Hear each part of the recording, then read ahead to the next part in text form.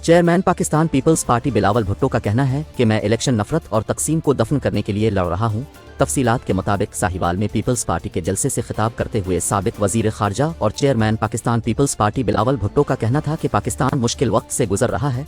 Pakistan Peoples party वाहिद जमात है जो मसाइल हल कर सकती है। मुल्क में भाई को भाई से लड़ाया जा रहा है, हम आपस में लड़ेंगे तो मुल्क दुश्मन फायदा उठाएंगे। मैं इलेक्शन नफरत और तकसीम को दफन करने के लिए लड़ रहा हूं। बिलावल भुट्टो का मजीद कहना था कि पाकिस्तान इस वक्त तारीखी माशी बहरान से गुजर रहा है। किसानों से वादा करता हूं हुकूमत आने पर फसल की कीमत मिलेगी। पंजाब में ऐसे नौजवान हैं जो रोजगार के लिए धक्के खाते हैं। हुकूमत आने पर मेरी जिम्मेदारी होगी कि नौजवानों को नौकरी दूं। जियालों ने नफरत और गालम गलोह की सियासत नहीं करनी, हम गरीब और किसान दोस्त सियासत करेंगे। अपने इंतकाम और नफरत की सियासत करनी है तो शेर पर महर लगाएं, अगर अपने नौजवान क़ियादत को लाना है तो तीर पर महर लगाएं। जुल्फ़िकार भुट्टो और बेनज़ीर भुट्टो के नामुकम्मल मिशन को मुकम्मल करना चाहता हूं।